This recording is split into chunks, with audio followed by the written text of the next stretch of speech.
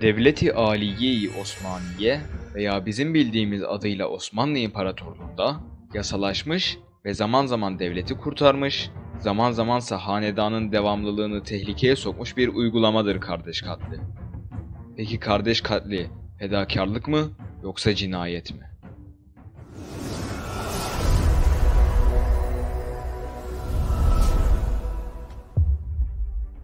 Kardeş, evlat veya hanedan mensubu katli, gerek iç içe geçmiş Avrupa monarşilerinde, gerekse sonu çoğu zaman bölünmekle biten eski Türk devletlerinde kanuni bir şekilde olmasa da uygulanmaktaydı.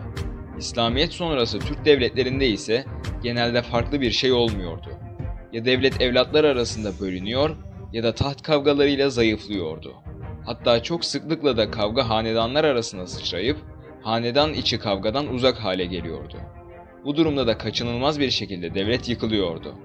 Eski Türk devletlerinden örnek vermek gerekirse, bilinen ilk Türk devleti olan Asya Hun Devleti, taht kavgaları sonucu yıkılmıştı.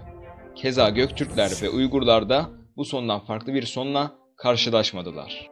Aynı durum batıya göçen Türkler için de geçerliydi. Anadolu'ya gelen Selçuklular, hanedan kavgasıyla çoğu zaman zayıf durumda kaldılar. Hatta şu anki Anadolu'nun 3/4'ü konumundaki Anadolu Selçuklu'nun sultanı Sultan II. Kılıç Arslan, ölmeden önce devleti 11 oğlu arasında paylaştırdı. Bunu anlamak için şu anki Türkiye'nin 12'ye bölündüğünü düşünebiliriz. Maalesef ölümü ise kendi oğullarının elinden oldu. Haçlılara diz çöktüren Koca Sultan, kendi öz oğlunun elinde vefat etti.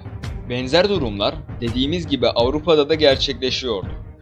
Yüzyıl savaşlarından yeni kayrılan İngiltere, 30 sene daha taht kavgalarıyla yani Güllerin Savaşı'yla uzun süre birlikteliğini sağlayamadı. Sağladığında ise kendisini geride bırakan diğer devletlere yetişmek için çok çaba sarf etmek zorunda kaldı. Peki Osmanlı'da durum nasıldı? Osmanlı'da ilk hanedan mensubu katli, ilk bey olan Osman Gazi'nin amcası Dündar Bey'i ihaneti sonucu öldürmesiyle vuku buldu.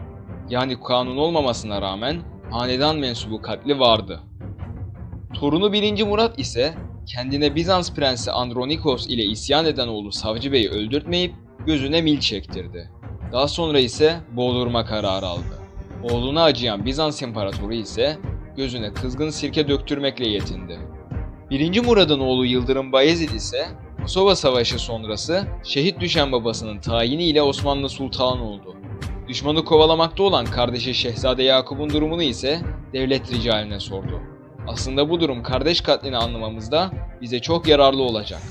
Şehzade Yakup, ordunun yarısını kumanda etmekteydi. Eğer çağrıldığında itaat etmez, ordu kendi içinde savaşa tutuşur ve de kaçan düşman ordusu geri gelirse, hiç şüphesiz Rumeli'deki Osmanlı hakimiyeti bitecekti.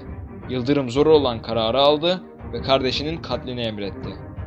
1. Bayezid'in oğulları arasında çıkan taht kavgaları ise hepimizin malumu. Devlet 14 yıl boyunca devlet olamadığından Osmanlı ilerleyişi büyük bir sekteye uğradı. Zaten o yüzden tarihçiler bu devre Fetret devri dediler. Bu devrin son bulması ise bizim için söylemesi kolay ama aslında yapılması çok zor olan bir karar ile gerçekleşti.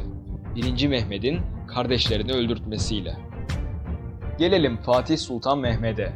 Fatih ise tahta geçtiğinde kendisini deviren bir kadro ile çalışmak zorunda kalmıştı. Kendisine İstanbul'un fethi sırasında karşı çıkacak ve son yıllarda iyice güç toplamış olan Çandarlı Halil ve takipçilerine karşı takındığı sert tavırlar nedeniyle çok küçük yaştaki kardeşi tahta geçirilmek istendi. Hepinizin malumu olduğu üzere çocuk hükümdar yönetilen yönetici demekten başka bir şey değildir. Bu sebeple Fatih Sultan Mehmet kardeşini boğdurtmak zorunda kalmıştı. Ve konumuzun en can alıcı noktasına geldik.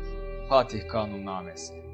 Fatih'in kanunnamesinde ve her kim evladımdan saltanat müyesser ola, karındaşların nizam-ı alem için katletmek münasiptir. Ekseri ulema bunu tecviz etmiştir.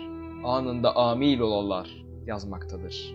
Burada ulemanın ekserisi demek, çoğunluğu demek değildir. Hepsi demektir. Çünkü hüküm vermeyenler de onaylamıştır. Zaten karşı çıkan da olmamıştır. Bunun ne kadar da önemli olduğunu anlamak için çok da uzağa gitmeye gerek yok.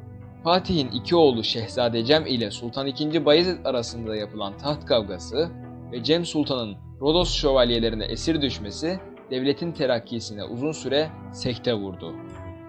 Yine 2. Bayezid'in oğulları arasında çıkan taht kavgasıyla ve Şahkulu isyanıyla devlet uzun süre istikrarına kavuşamadı. Fakat Yavuz Sultan Selim'in kardeşlerinin katliyle yine istikrarsızlık son buldu ve devlet en güçlü dönemlerinden birine girdi. Kanuni'nin oğlu Şehzade Mustafa'yı boğdurması da yine bu sebeptendir. Fakat Sultan 3. Mehmet dönemine geldiğimizde durum farklı bir noktaya geldi. Rivayete göre Sultan 3. Mehmet tahta çıktığında 19 şehzadeyi boğdurmasının emrini vermişti. Daha sonra saraydan çıkan 19 çocuk cenazesini gören halk çok şaşırmış ve kardeş katlini sorgular olmuştu. Daha sonraları ise Sultan 1. Ahmet döneminde meriyete giren Ekber Erşad sistemi devletin uzun süre başını ağrıttı. Tahtın bir yedek varisi olması isyanları beraberinde getirdi. Padişahların da tecrübesiz olarak yetiştirilmesi ise bunun tuzu biberi oldu. Tarihçiler genel olarak siyasi düzen ve devletin devamlılığı konusunda isyan hazırlığı yapan ve taht mücadelesine aktif olarak girişen şehzadelerin katledilmesinin münasip olduğu konusunda hemfikir olup bebek şehzadelerin katli konusunda farklı görüşleri olan tarihçiler mevcuttur. Tarihçi yazar Profesör Doktor Ahmet Şimşirgil bu konu hakkındaki görüşünü devleti ebed müddet idealinin ve tarihi tecrübenin Osmanlı'ya ödettiği ağır bedel olarak nitelendirmiş ve Osmanlı devlet ve millet için kendi kanından verdi demiştir. Tarihçilerin kutbu olarak bilinen Profesör Doktor Halil İnalcık ise Devlet-i Aliye kitabında kardeş katlini çoğu zaman devleti kurtaran kardeş katli yasada münasiptir şeklinde geçmesine, yani yapılması uygundur olarak anlaşılması gerekmesine rağmen 16. yüzyıldan sonra tahta geçen padişahlar münasipleri yanlış yorumlamış, bir mutlak zorunluluk olarak görerek elzem olmadığı halde bebek şehzadeleri bile boğdurmuştur şeklinde yorumlamıştır. Kardeş katli meselesini göz önüne alırken ecelle geçen şu kaideyi de unutmayalım. Zararı ammı def için zararı has ihtiyar olunur. Yani halkın zarar görmemesi için şahsın zararı tercih edilir.